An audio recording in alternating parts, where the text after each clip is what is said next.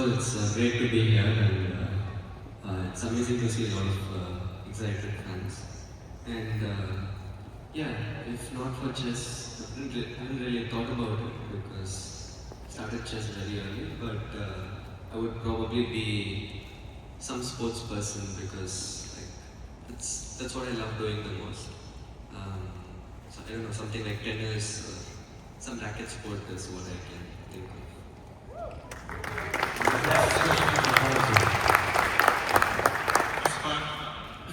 Yeah, that's a good question to ask. I think most of us probably have no idea what we'd do with our lives if it weren't for chess.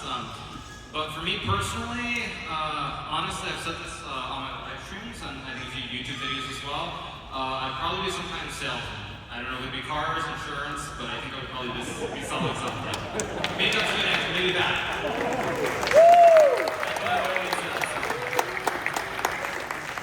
So probably it's better if somebody directs a question to a person, otherwise we're all going to stand here looking very awkward. Unless that's the goal, then yes, you will succeed.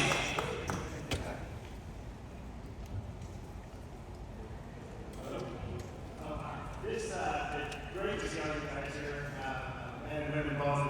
Absolutely fantastic. I mean, all of you. I just want you guys to know that it's absolutely my question is probably primarily for Hikaru. Hikaru on the stream, I think I've got this right, that you talk a lot about, particularly in Blitz, that it's mostly intuition that you play by. It's not technical or deep analysis. So my question is, do you think AI or chess computers will ever get to the point where they're teaching intuition versus just technical ability? It's hard to hear. Repeat the question. Okay. Yeah, so I think it's difficult to hear your question, but as I understand, you're asking how AI can influence the human role in our intuition in chess. And I think right now we're in a very exciting time for humanity as a whole with AI and all the broad applications that it will have an impact in the future, but also chess. I think that right now we try to understand the moves that computers suggest, but we really only have a numerical function for that. I'm kind of optimistic in the future that there will be some way, there will be some kind of breakthrough where whether it's the computer programs, the LLMs, all these things will be able to explain themselves about why there are certain moves that are played as opposed to just being a number or a mathematical formula. Right now we're not there, but I'm very optimistic at some point it'll be possible. And as that happens, I think our understanding of the game will change and it will also show how little we truly understand about chess and how rich it is overall.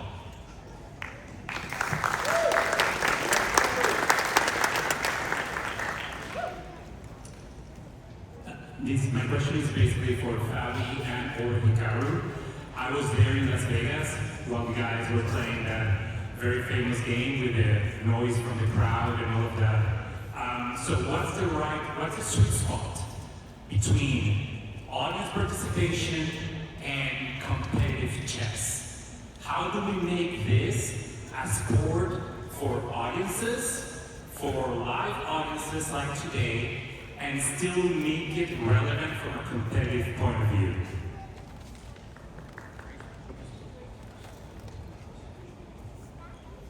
Yeah, I think this is a really important question. And you mentioned the tournament in Vegas. It was a top tournament, many, if not most of the best players in the world. And we had a live audience, just like we have here. I also just played an event in Sao Paulo, Brazil, and we also had a huge audience. There was 500 plus people there every day, and there wasn't an issue in terms of having a good show for the people watching and not having it interfere with the players. So I think that just really comes down to the organizers finding a solution where the spectators can enjoy the show but also stay respectful and not make noise or something that would interfere with the players' process. But yeah, it's very important because we don't want to be playing in a closet with nobody watching, and we want to have crowds like this with hundreds or even more than hundreds of people, and that's really great for our sport. But we have to, thread a timeline where we don't have the game being influenced in a way where players are getting information, for example, whether on purpose or not on purpose.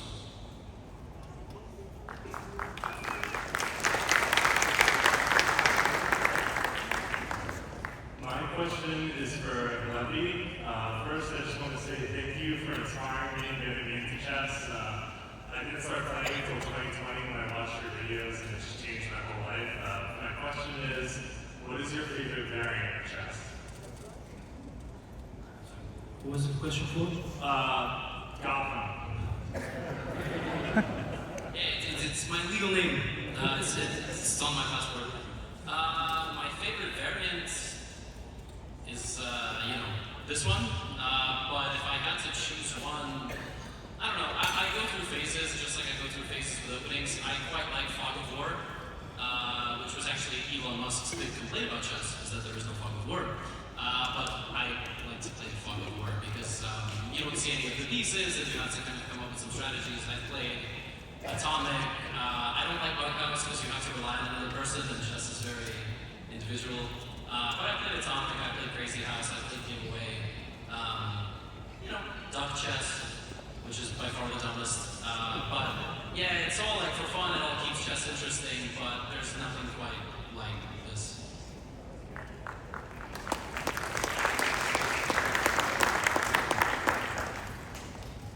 Hi. My question is for Gukesh, and I'm a big fan of yours. So respect for you. Very simple question. How do you maintain such a calm demeanor? Thank you. What's the secret? I think it's just that, nobody is really calm during games or intense moments, but you just, with experience, you just try to subside it and focus on what's happening on the board.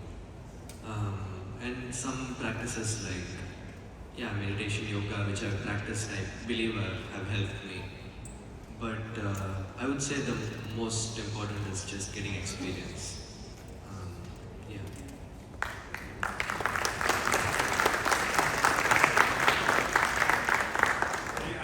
First, I want to give a shout out to my dad, Jay. This was a Father's Day present for him. He got me chess. I think so many people pass chess from their moms, their dads, their generations, which I think is amazing. My question is for Tani. You have an amazing story. At which point did you think you would be on a stage like this playing chess? Thank you for the question. I really appreciate it. I've been playing chess for 7-ish years, and I'm really happy to be on this stage. And I didn't know that chess could come this far. I always believed, and I'm really happy that I have this opportunity, and same to all of us here. So yeah, I'm really happy. Thank you.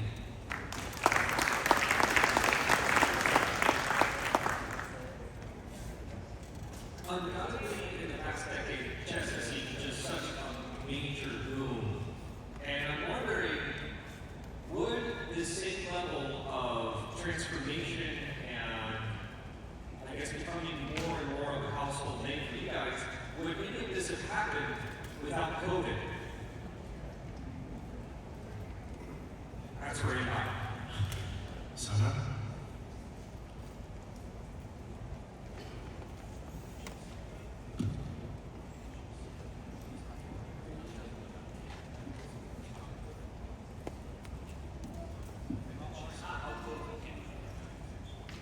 Yeah, I think one of the things that really helped chess during COVID was that people were back home and had a lot of time on hand. And chess became the perfect way for them to spend their time. So, especially in India, there were a lot of things that happened during COVID. There were a group of stand-up comedians who started playing chess. And then of course the Queen's Gambit came in. There were these amazing streamers like Hikaru, Levy here, who did incredible job. And I think all of this led to chess becoming so much more popular.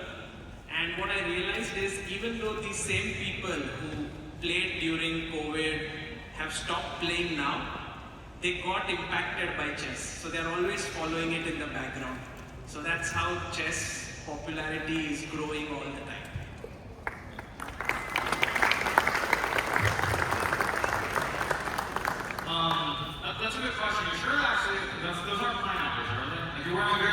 sure. That's all what I really like it, first of all. So, the question about whether we would be here today if not for COVID, I think we probably wouldn't have the same level of success or have seen the growth that we have in chess, but nonetheless, I would say when I started streaming seriously in 2019, even up until February of 2020 before the pandemic, there was growth in chess, and there were more people following. So I would say that everything that happened was almost like a dream. It was almost too perfect. As they say about pandemics, it's once in a century, once in 100 years. I really do think that everything coming together the way it did for chess really was a once in a lifetime occurrence. And I think all of us here are very grateful for that. It's been very, very beneficial for us as well as the game. But I do think we still would have seen growth. But what happened was very special, and I think right at this point, whether it's Levy, myself, Cigar, all of us here, we just want to see chess keep growing, and hopefully there will be more great events like this in the future.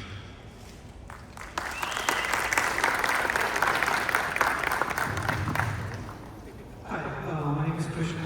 This question is for the Indian team. I am Indian.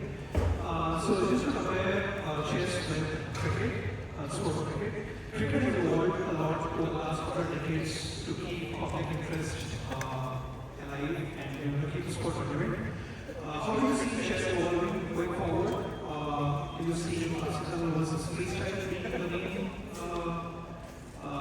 battle between the formats, or do you see something completely new come in the future, which should become maybe even more popular?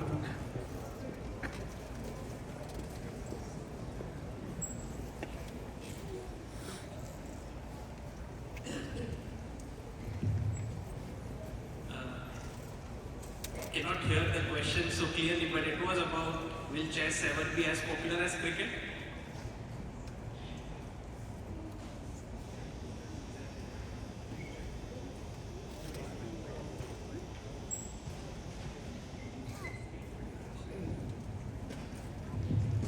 The question was just comparing chess and cricket. How cricket has evolved. It started off in test match format, and then today you have the T20s. To keep the sport more relevant, to keep it more interesting for the audience, do you see chess also going in the same direction? Do you see classical versus freestyle being the main thing, or do you see a completely new format come up? What do you think the future is going to be like? Yeah, I think it's an amazing question. At least for me, we are at such an interesting point in the chess evolution right now. There's so many things brewing up. Of course, there's classical chess, the World Championship cycle, and there's also the freestyle chess that's building up. There's online chess, which is becoming more and more relevant and interesting. What will happen, I think, in the coming days is going to be super interesting. Also, what we are doing right now, making chess accessible to so many people in the venue is so exciting and interesting. So, at least for me, it's a big question. What's going to happen in the next 10 years in chess? Whether shorter formats will get more popular, can we make it more interesting, can we upstage? Well, thank you, all players. We appreciate you joining us and answering all these interesting questions. We're so excited to see you all in action and more. My name is Jules Schulman, and I am joined by Grandmaster Flavio Hikaru to figure out how well you and Hikaru know each other. So I have questions for you. So how many subscribers on YouTube and followers on Twitch does Hikaru have combined?